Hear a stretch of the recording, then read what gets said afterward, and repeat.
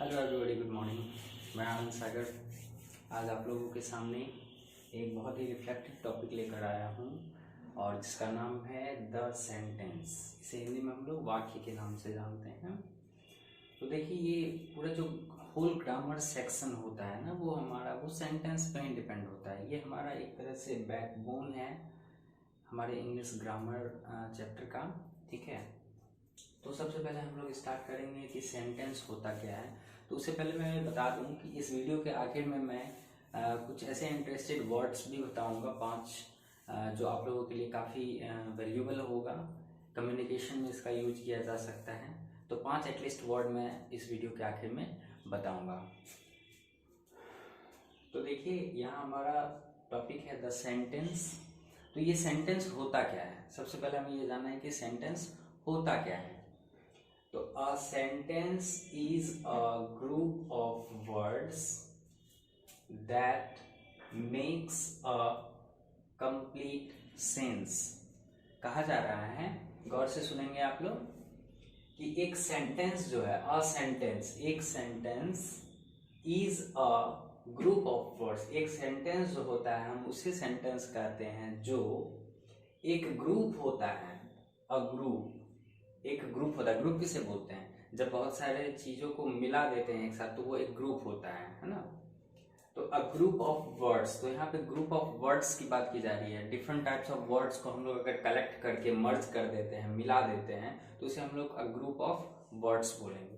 तो a sentence is a group of words that, एक group of words तो होगा ही सेंटेंस, जो मेक्स अ कंप्लीट सेंस, जो कि एक कंप्लीट सेंस भी देता हो, उससे कुछ न कुछ अर्थ निकलता हो। ऐसा ना हो कि कुछ वर्ड्स को हम बस मिला दिए, मर्ज कर दिए, लेकिन उससे कुछ अर्थ ही ना निकल रहा हो, तो उस केस में हम उसे सेंटेंस नहीं बोल सकते। कब बोल सकते हैं? तभी बोल सकते हैं जब वो ग्रुप ऑफ वर्ड्स तो हो ही, साथ ही साथ वो एक कंप्लीट सेंस भी देता हो। उस केस में हम लोग उसे सेंटेंस बोल सकते हैं। तो आपने यहाँ डेफिनेशन क्या देखा कि a sentence is a group of words that makes a complete sense. Okay, तो अब यहाँ हम लोग कुछ एग्जांपल्स देखते हैं।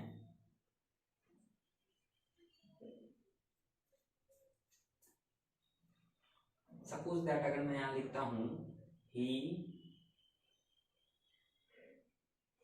फूड कुक्स, मैंने क्या लिखा? ही फूड कुक्स। ओके, तो आप देख सकते हैं यहाँ पे कि ये वर्ड है, यहाँ 3 वर्ड्स हैं और तीनों वर्ड को मैंने मिला दिया, तो ये obviously group of, it is a group of words. But is it giving us a complete sense? Just tell me, is it giving us a complete sense? No. Why? Just because of it is a jumbled। ठीक है, तो ये उल्टा पुल्टा है, इसको हम लोगों को रीअरेंज करना है, सही तरीके से लिखना है ताकि वो एक कंप्लीट सेंस दे पाए। उस केस में बस हम लोग इसे सेंटेंस बोल सकते हैं। ये अभी सेंटेंस नहीं है। ओके, तो फिर सर सेंटेंस कब होगा? सेंटेंस तब होगा जब इसे हम लोग रीअरेंज कर देंगे और ये कंप्लीट सेंस देने लगे। तो कैसे होगा देखिए आप, ही कुक्स फूड, तो इसका मतलब होता है कि वह खाना बनाता है। तो आप देख सकते हैं कि ये भी ग्रुप ऑफ वर्ड्स है, ये भी ग्रुप ऑफ वर्ड्स है, लेकिन ये कंप्लीट सेंस नहीं दे रहा था और ये कंप्लीट सेंस दे रहा है। For that reason only we can say that the below line, है ना, below sentence is a sentence. Why? Just because of it gives us a complete sense. And what about that person? According to this group of words, it doesn't give us any complete sense. For that reason only we can say that it is not a sentence, but it is a sentence। okay, तो आप इस तरह से describe कर सकते हैं कि sentence होने के लिए कौन कौन सी टर्म्स एंड कंडीशंस होनी चाहिए, तो वो आप इसके अकॉर्डिंग आप बोल सकते हैं। सिर्फ ग्रुप ऑफ वर्ड्स हो जाने से वो सेंटेंस नहीं हो सकता, उसके साथ ही साथ उसे एक कंप्लीट सेंस भी देना होता है, तब जाकर के वो सेंटेंस होगा। तो फाइनली आई होप कि आप लोग सेंटेंस से परिचित हो चुके हैं, आप सेंटेंस को पहचान चुके हैं कि सेंटेंस होती क्या है। अब हम लोगों के पास है कि सेंटेंस के टाइप्स कितने होते हैं।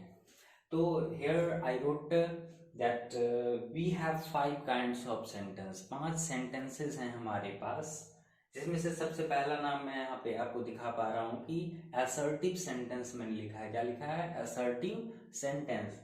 The second one is interrogative sentence. The second one is interrogative sentence. And the third one is imperative sentence. The third one is imperative sentence. And the fourth one is optative sentence. चौथा क्या है? Optative sentence. And the last one is exclamatory sentence. तो ये 5 तरह के sentence होते हैं हमारे पास।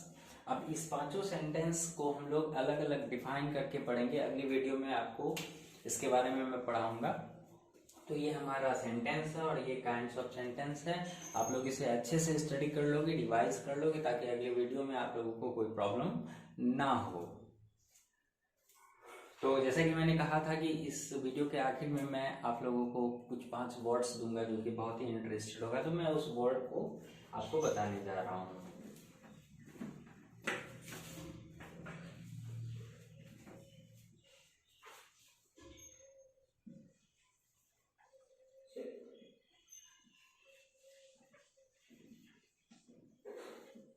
सबसे पहला वर्ड है आपका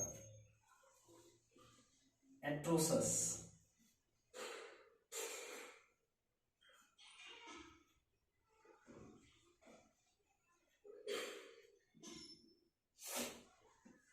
ये देखिए आपका वर्ड है एट्रोसस।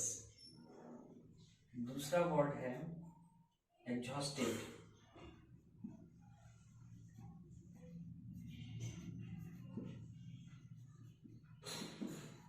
तीसरा वर्ड है ग्रेव। चौथा वर्ड है appalling।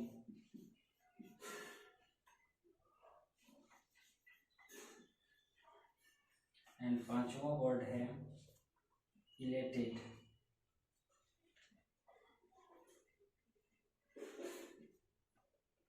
तो ये 5 वर्ड मैंने आज लिखा है आप लोगों के लिए। ये बहुत ही अच्छे वर्ड है। हो सकता है कि आप में से बहुत सारे लोग इनके वर्ड की मीनिंग को जान रहे होंगे, तो मैं बताना चाहूंगा। एट्रोसस का मतलब आप बहुत अच्छे से जान रहे हैं, इसके मीनिंग को आप जान रहे हैं अच्छे से, ठीक है।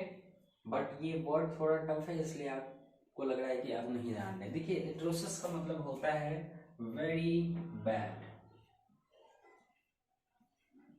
एट्रोसस का मतलब होता है वेरी बैड। आप बताइए, वेरी बैड तो आप लोग अच्छे से जान रहे हैं, बट एट्रोसस नहीं जान रहे थे। तो आज से आप लोगों को याद रखना है कि वेरी बैड का मतलब क्या होता है, एट्रोसस होता है। तो हमारा नेक्स्ट वर्ड है एग्जॉस्टेड। एग्जॉस्टेड का मतलब होता है वेरी टायर्ड। ओके, एग्जॉस्टेड का मतलब होता है वेरी टायर्ड। जब हम लोग बहुत ज्यादा फील करते हैं कि हम लोग बहुत थके हुए हैं, तो उस केस में हम लोग वेरी टायर्ड का यूज करते हैं। अगला वर्ड है आपका ग्रेव। ग्रेव का मतलब होता है वेरी सीरियस।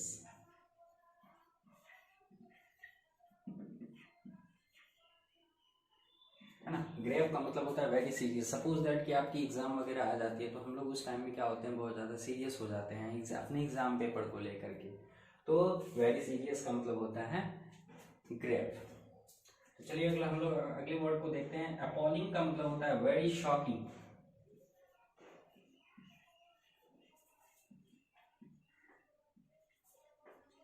अपॉलिंग का मतलब होता है वेरी शॉकिंग। जब हम लोग कोई चीज शॉक होते हैं, आज तक ऐसा नहीं होती है कि वो ऐसा होने वाला था लेकिन ऐसा हो जाता है, तो that is called appalling, very shocking. और लास्ट वर्ड है हमारा इलेटेड। इलेटेड का मतलब होता है very happy. Elated means very, actually नीचे लिखने में बन नहीं रहा है, इस कारण से थोड़ा हैंडराइटिंग प्रॉब्लम आ रही होगी, है ना। इलेटेड मीन्स हो रहा है इलेटेड मीन्स हो रहा है आपका वेरी हैप्पी। ओके, तो ये आपका 5 वर्ड है, आप इसे अच्छे से लर्न करें। फिर मैं नेक्स्ट वीडियो में, हर एक वीडियो में मैं कुछ वर्ड्स जरूर बताऊंगा। तो आज का ये क्लास यहीं पे समाप्त होता है। Thank you.